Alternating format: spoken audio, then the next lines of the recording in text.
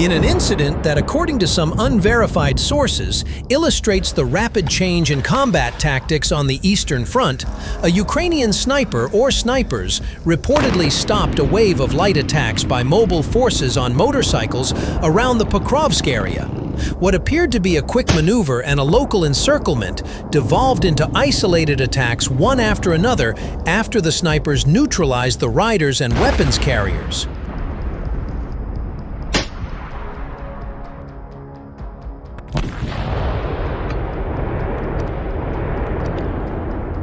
Motorcycles as an offensive platform offer several tactical advantages: high mobility, a minimal logistical footprint, and the ability to launch lightning attacks and then disperse. In semi-urban and suburban areas like Pokrovsk, small groups relying on motorcycles can exploit gaps in patrols, scout supply routes, or carry out diversionary attacks.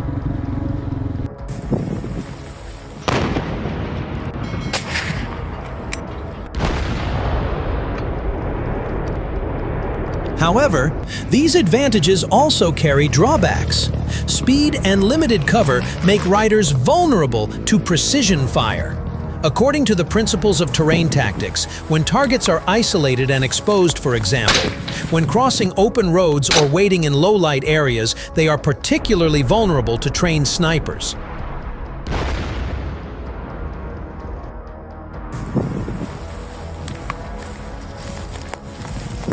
Circulating reports suggest that Ukrainian snipers employ a phased operation, first observing enemy motorcycle patrol routes and patterns, then selecting rational positions with clear lines of fire, prioritizing targets most at risk to the defending forces. By disabling several key riders, both weapons carriers and small-time commanders, the initially coordinated motorcycle attack turns into a panicked, easily stopped mass of vehicles.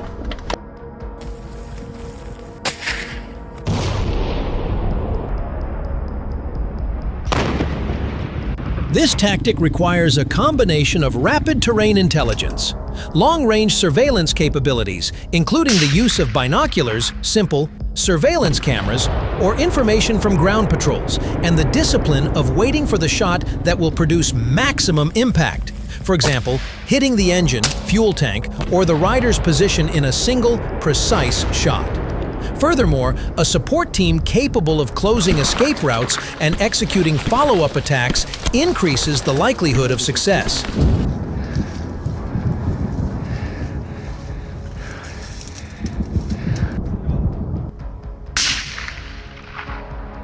Stopping motorcycle attacks one by one is not just about losing personnel or vehicles. It has serious psychological consequences. An initially aggressive attack becomes hesitant when the riders realize the risk of precision fire. The morale of small units relying on speed decreases, coordination weakens, and local command may hold off on repeat operations for fear of further casualties.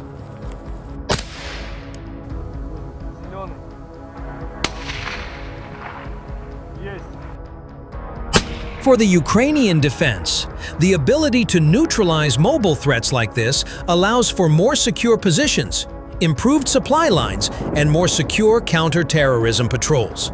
For the enemy, the loss of speed and surprise erodes the effectiveness of motorized tactics, pushing them to seek alternative attack patterns or increase cover, e.g., light armor, intensive escort, or the use of surveillance drones.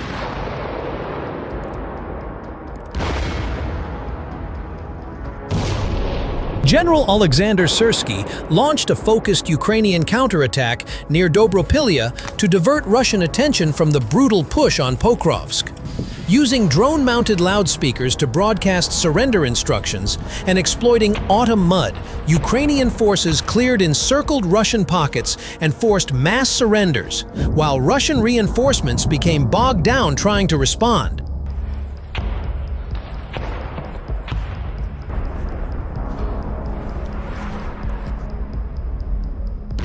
Here, the Ukrainian forces developed a plan to divert the attention of the Russians from Pokrovsk by targeting the remaining pockets of encircled enemies near Dobropilya.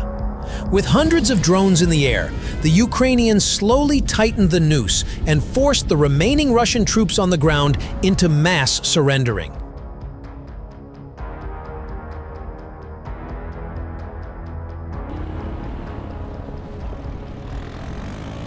General Alexander Syrsky has prepared a straightforward plan to divert Russian attention and manpower away from the brutal push south of Pokrovsk and east of Mirnorad by launching a focused Ukrainian counterattack to the north.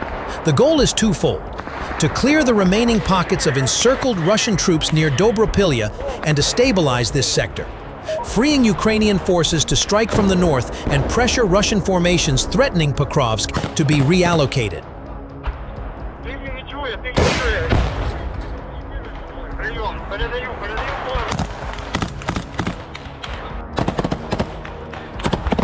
Ukraine has already cleared several of these pockets in full and is now conducting operations to eliminate the rest. According to Syrsky, the renewed offensive in the Dobropilya direction is designed to stretch Russian reserves thin and force them to defend multiple axes at once, thereby preventing the enemy from concentrating its main forces against Pokrovsk.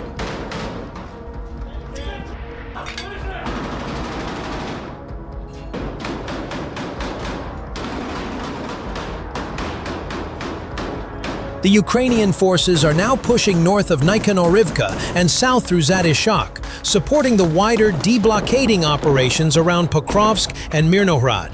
A week of brutal fighting has left Zadishak and the neighboring villages littered with Russian bodies.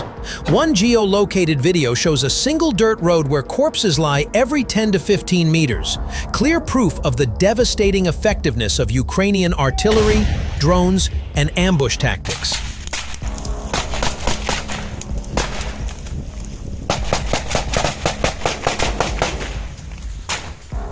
Even more Russians lie dead, scattered through the woods nearby, where they were caught trying to retreat or dig in. Realizing their situation was hopeless, many Russian soldiers began surrendering en masse.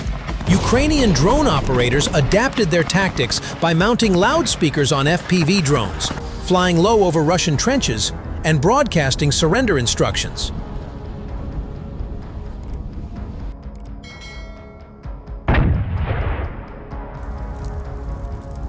In one confirmed case, 2 Russian soldiers holed up in a building tried to fortify their position, but changed their minds after being targeted by a Vampire hexacopter and several FPV drones one after the other. They emerged, dropped their rifles, and followed the drone's instructions to Ukrainian lines. Ukrainian reconnaissance later reported that dozens of Russian soldiers surrendered after similar broadcasts, with footage showing how they were taken as prisoners of war.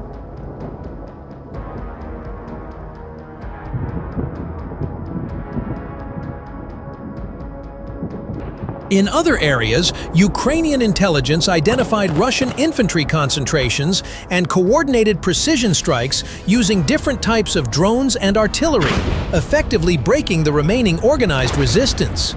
Freed from holding encircled sectors, Ukrainian assault and air assault brigades can use the momentum to strike the Russian northern flank near Rodinska.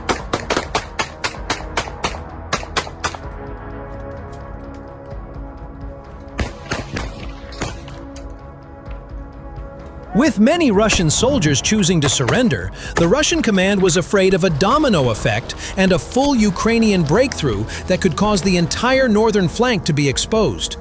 To prevent the risk of the main encircling effort being destroyed, the Russian officers hastily diverted reserves from Pokrovsk and Mirnorad to try to plug the gap.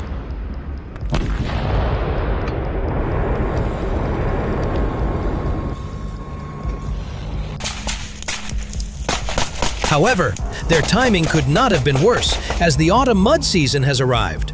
Several Russian columns, including armored vehicles and supply trucks, became bogged down in the soaked terrain while attempting to maneuver toward Dobropilya.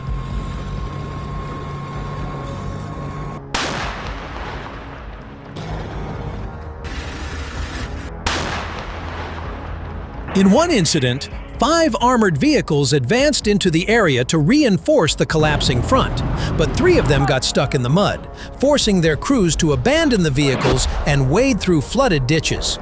Precision strikes with HIMARS rockets obliterated the convoy, while Ukrainian FPV drones and hexacopters finished off the remaining vehicles by dropping high explosive charges directly onto their hulls.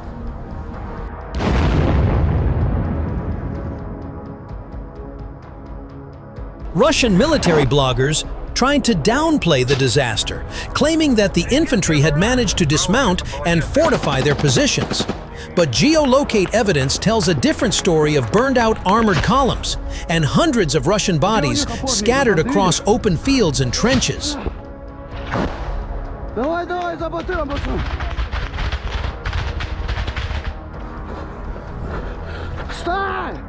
Иди сюда, братан! Давай, Аякс, помогай, помогай!